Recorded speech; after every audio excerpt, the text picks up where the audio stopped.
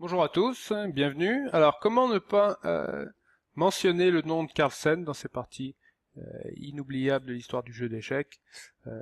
On est forcément obligé de regarder quelques-unes, au moins une de ces parties. Aujourd'hui, j'en ai choisi une toujours en Hollande, donc une partie de 2004. Carlsen à l'époque 13 ou 14 ans.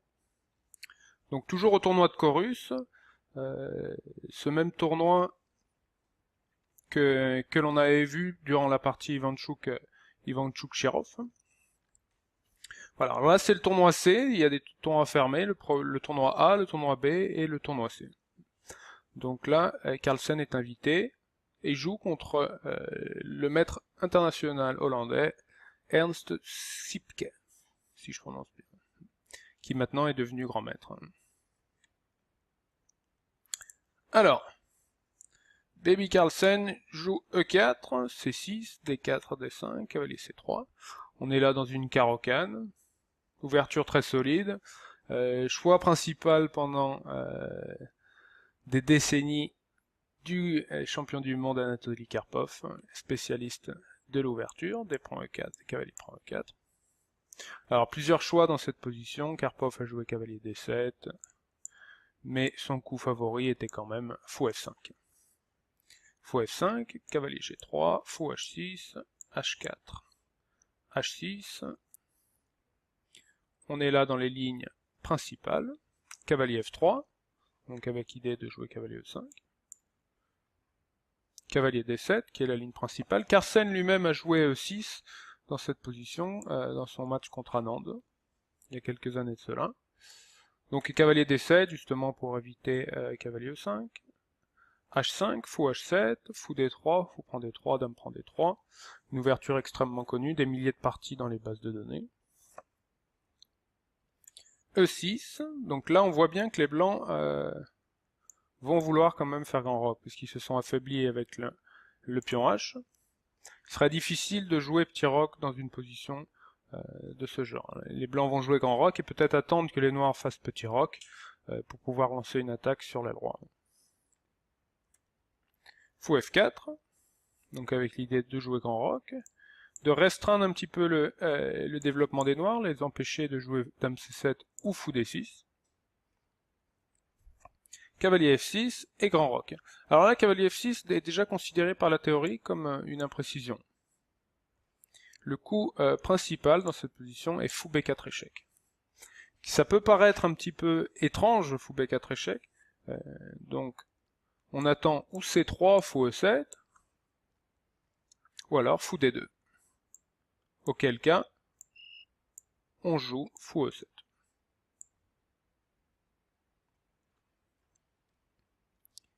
Quelle est l'idée de ce fou B4? C'est ou de replacer le fou en D2 pour les blancs afin d'avoir la case C7 pour la dame, ou dans le cas de C3, revenir en E7, et avoir au moins un affaiblissement du roi blanc, pardon, dans le cas d'un grand roc. Donc ce coup fou B4 est important dans cette variante.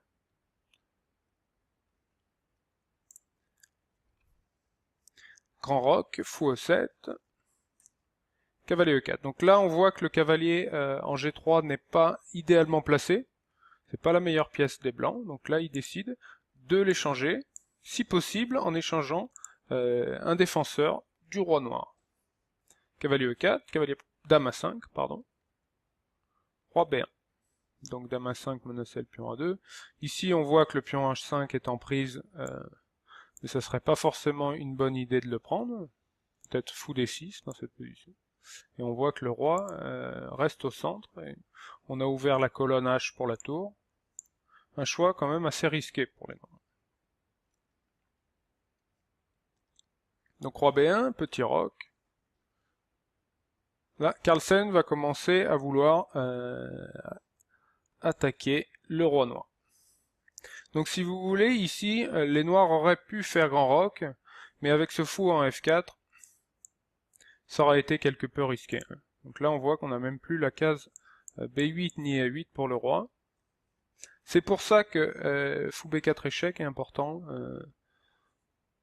à la place de fou E7. Si fou D2, fou E7, et après on a la possibilité de jouer grand roc. En tout cas, on joue grand roc dans de meilleures conditions. Donc petit roc. Certes, ça peut être risqué de jouer petit roc après avoir joué un coup comme H6. On s'est affaibli le roi, on a créé un point de percée pour les blancs. Mais si vous voulez, le roi en C8 n'aurait pas été dans une situation, dans un endroit plus sûr. Donc là, les noirs vont essayer de trouver du contre-jeu au centre, contre l'attaque des blancs à l'aile droite. Cavalier prend F6, cavalier prend F6 et cavalier E5. Donc on voit que tout de suite Carlsen occupe l'avant-poste en E5 et va essayer de créer une attaque sur l'aile droite.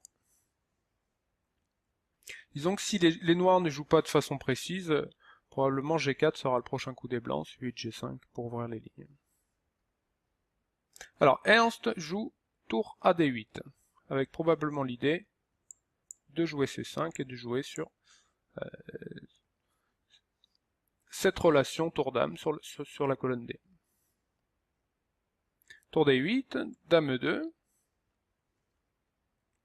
Carlsen s'enlève justement de cette colonne, avec toujours peut-être l'idée de pousser G4.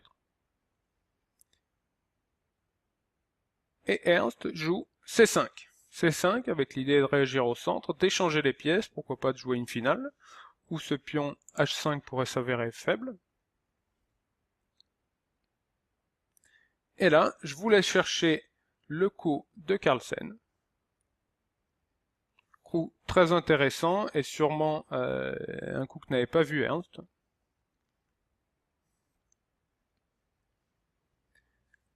Alors ici, Carlsen va jouer cavalier G6. Donc l'idée de cavalier G6, c'est ou manger le fou, et après F prend G6, dame prend E6. On peut remettre la notation, maintenant que vous avez pris du temps pour chercher. Dame prend E6, roi H8, dame prend E7 n'est pas possible, à cause de cavalier D5. Mais ici, c'est probablement ce que Ernst avait raté, H prend G6, avec des idées de fou prend H6 et de mat sur la colonne H. Ici, a priori, il n'y a rien de mieux que jouer cavalier G8 pour protéger H6 et le fou en E7, mais ici, fou prend H6 est très fort. Puisque sur cavalier prend H6, par exemple, on ferait tour prend H6, G prend H6 et dame prend E7, avec un mat imparable en H7. G prend H6, et tour prend H6. Voilà, c'est ce qu'il fallait voir au niveau tactique pour pouvoir jouer ce coup cavalier G6.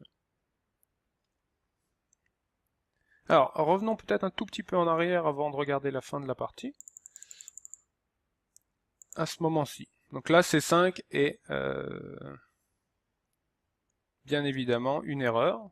Il fallait probablement jouer un coup comme cavalier D5, quoi, fou C1, pour essayer de garder un œil sur le pion H6.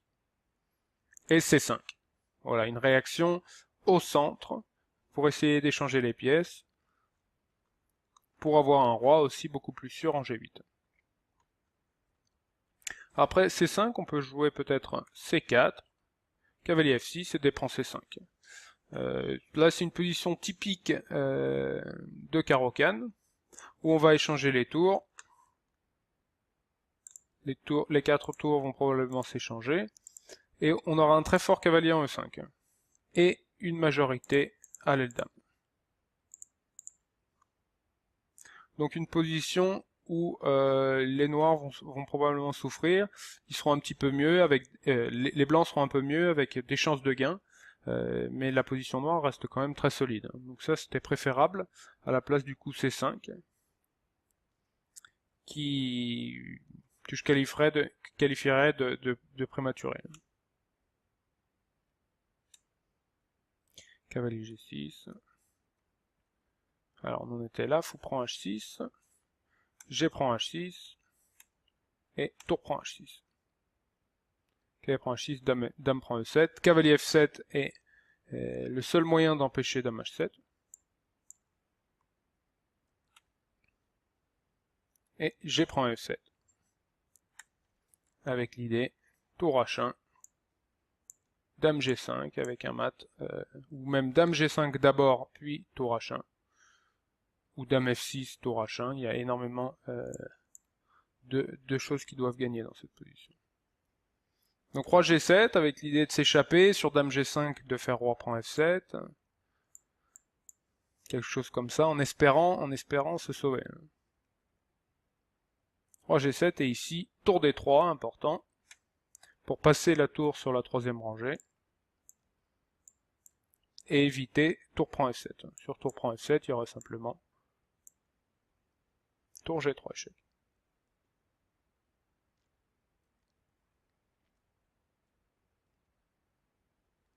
Alors ici, on peut penser un coup comme dame B6 aussi. Tour G3 et dame G6 pour essayer de sacrifier la dame pour au moins ne pas se faire mater. Mais après tour prend G6, roi prend G6 et D5. Dame et 4 pions contre 2 tours. La position, il n'y a pas d'espoir pour les noirs.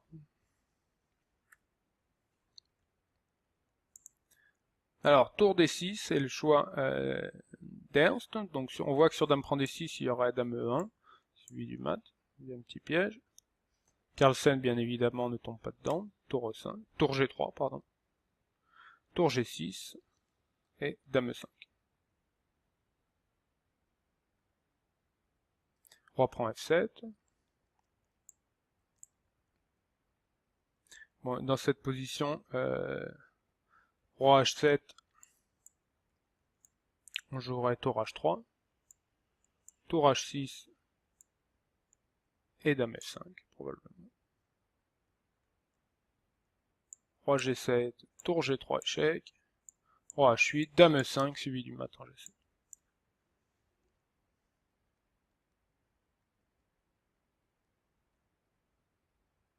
Donc roi prend F7, ici il avait probablement vu jusqu'au mat, dame F5 échec, tour F6 et dame D7. Sur roi E7, je pense que son idée était de jouer tour E3 échec, suivi de dame prend G6, ou dame prend F8, au choix. Je pense qu'ici il aurait plutôt pris en F8, et ça méritait aussi un abandon. Donc voilà, de cette partie, je pense que vous pouvez retenir